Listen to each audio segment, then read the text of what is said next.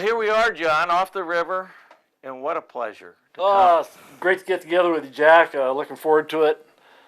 We should have some fun with this, and hopefully people can learn a few little tricks and I'm anxious. Twists and turns, and because I'm not a nymph tire. I mean, I tie some nymphs. I know I tie a lot of dry flies as well as nymphs, but I do tie a lot of nymphs. Well, you're known for the nymph, the Copper John. Yeah, it's done some good. It's got a few fish. All right, we're ready. We're here in Boulder, Colorado, and we're going to see how you tie the Copper John. Now, I noticed you start out, you got a hook in the vise. Yeah, I mean, we're just using a 52 TMC 5262. It's a 2 extra long hook. After playing around with a lot of different hooks, a lot of different hook models, whatnot, the fly just dressed out best on this little 2 extra long 5262. I put a bead on. It can either be brass or tungsten. You want the big hole pointy back, and you'll find the reason for that here shortly. So let's just get our thread on here. Okay, now what kind of thread are you going to be using? I'm using, what I like to use in these Copper Johns is Wapsi's UTC thread, and they have 70 denier, 140 denier, 210 denier, 280 denier, and I just use the bigger the fly, the bigger the denier. And the reason I like it is it just lays down a real nice smooth underbody, which is where I get my taper for the copper. And that's what makes your Copper John a lot different than a lot of other nymphs. Yep. It looks like the insect. A lot of other copper whatevers don't have that taper. I think that's really important. Copper whatevers, I love that. Yeah. Okay. But anyways, okay, we got the bead on the hook. Next step, lead. And as a general rule, I put 13 wraps of lead, Jack. 1, 2, 3, 4, 5, 6, 7, 8, 9, 10, 11, 12, 13. Pop it off. And for the different size Copper Johns, I use different size lead. Then what I do is I will shove that lead up into the bead. Ooh, that looks nice. That kind of locks the bead in there, and also gives you plenty of room to work back here for the rest of your fly. Well, I've learned something today, right now. Just locking that That's lead right cool in. Move, oh, it is. It's a cool move. Next step, add our 70 denier UTC thread. I can see you're like at the halfway point there, aren't you? Yeah, that's not really that critical where you start your thread. But I mean, right in here, you're about halfway down the shank, right there, for kind of proportion, aren't you? Probably ballpark. Yep. And then the next thing we do is lay our biots in. Now these are goose biots? These are goose biots. Not turkey biots. Not turkey biots. Kind of a reddish brown. I know you've matched it. Now you putting one on at a time? I put one at a time. I know some guys, I know a lot of things that a lot of us can't do. There's a lot of good tires out there that have got it down. Some of us older folk have to kind of take it one step at a time. Yeah, just one step at a time. Okay, that's on the side. So we got our goose spots laid in there. Now I'm going to wrap back up over the goose biots,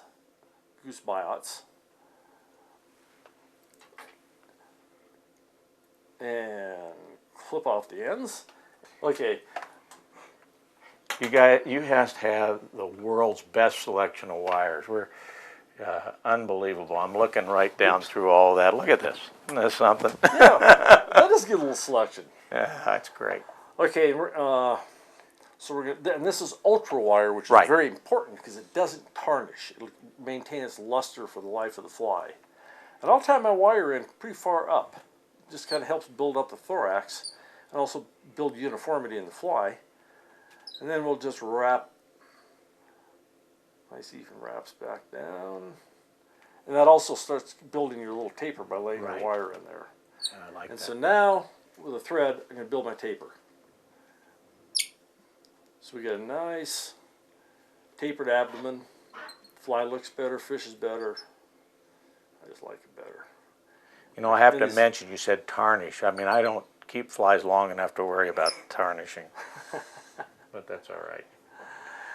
Then a little trick, but that regular copper wire tarnishes pretty I know fast. It does. I have to laugh. But what happens, how it tarnishes, because I drop the fly box in the water. Yeah, I know. I've been there. Well, here's a little trick I wanted to show you. You don't have to do this, but after you get your taper build up, you can drop your bobbin over the wire. Put the bobbin so it's hanging on the wire. Right. Okay? And that puts a little tension, rearward tension on the wire. Let's lay that first one in a little better than that. I know you're real particular about this. But see that thread's just kind of laying up against the wire, Right. and it makes for a nice even wrap. Yep.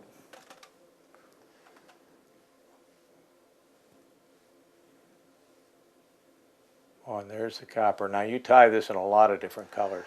You know, Jack, we started off with I'm tying the original copper here, just a natural copper John, and since then it's evolved into 9 different colors, and they're all just sitting right here. We've got copper, we've got copper brown, we've got silver, green, chartreuse, red, blue, black and silver, a zebra color.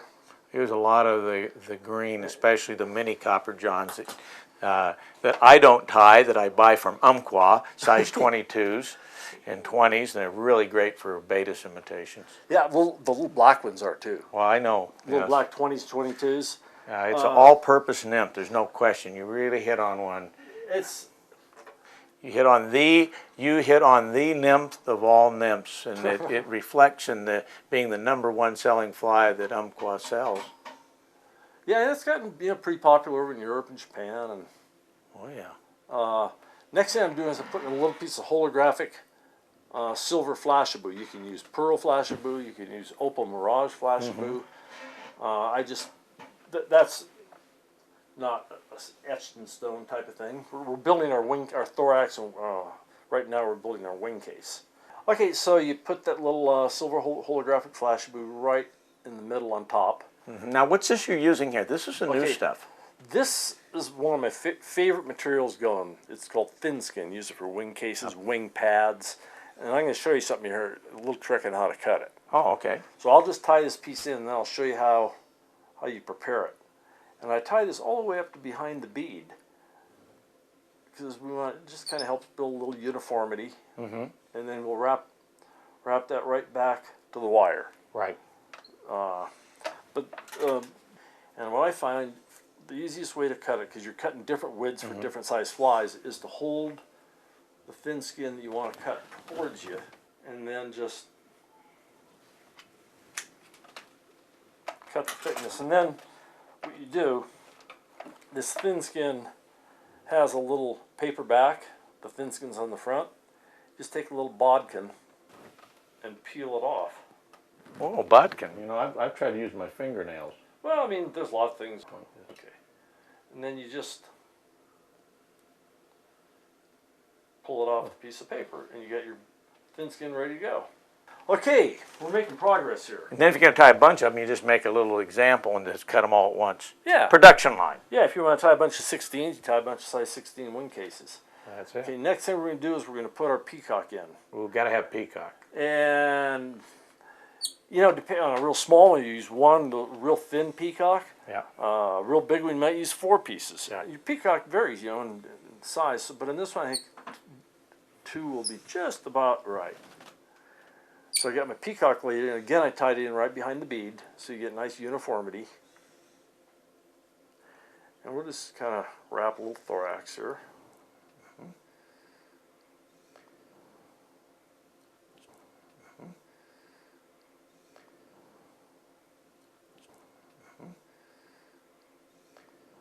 Okay, so we got our peacock thorax tied in there. And then you cut your thread. Well, we should have that, because what do you do when you cut your thread? Well, what you do is You don't throw the fly away, do you? you start crying. Yeah. Go roll up in a ball in a corner. You just go right back in Go there. right back in there and don't miss a beat. I mean, if anybody thinks we don't cut thread, they're... I did that on purpose just so I could show how you Yeah, get back on. I'm glad you did that, because I wouldn't, I would have not thought ill of you of doing that. Because I've never cut By my accident. I've never cut my thread before. I've never broke a fish off on a dry fly on a No, rising fish I haven't ever either. either. But sometimes when you're given a class, you demonstrate how to do Of it. course. It is. absolutely the way it should be. Okay, next step, you can use partridge, Hungarian partridge, Ooh, I love it. brown, or what I've gone to for the most part is henback, because they come in so many different colors and they're a little tougher feather. So you just pull a little. Well, easier to find too. Finding good partridge at times is tough. Yeah, exactly. Finding good partridge is tough, and henbacks are a lot easier. And I'm going to lay the legs in on each side, and we're going to come right back to about the point. The points of the legs are going to go right back to the point. Okay, this is another thing I want to show. If you don't have enough buildup behind the bead, your legs go straight out. Right. So if they're going straight out, you just kind of build it up a little bit. Yeah. Huh. Very good. And everybody out there's had that problem. Then land there just about right. Yep. Looks good. And another little thing is when you're pulling legs off a feather like this, to get the same size legs on both sides, is you can pull off your one bunch and then make your next bunch exactly the same number of fibers. Just do it on the other side. Do it on the other side, so you just lay those in. And the points of the feathers right back about by the point of the hook. Doing some nice slack when you do that too, John. Yeah, so you can kind of reposition them. Yep. Make sure finesse tying is what it's called. That they're about the same length. And we about got us a copper John here, by God. Oh, I know one thing you don't have done. What? That's that stuff you put on it, that epoxy. Yeah. John is an expert on epoxies. I don't know if I'm an expert, but I can mix it up. So you clip off the butt ends, and then you can either pull this over, if you luck out, get it in one step, but I usually pull the thin skin first, tie it off. Boy, I like that thin skin. Look how it glistens right now. I know, it's great. And then I try to position that flash right in the middle.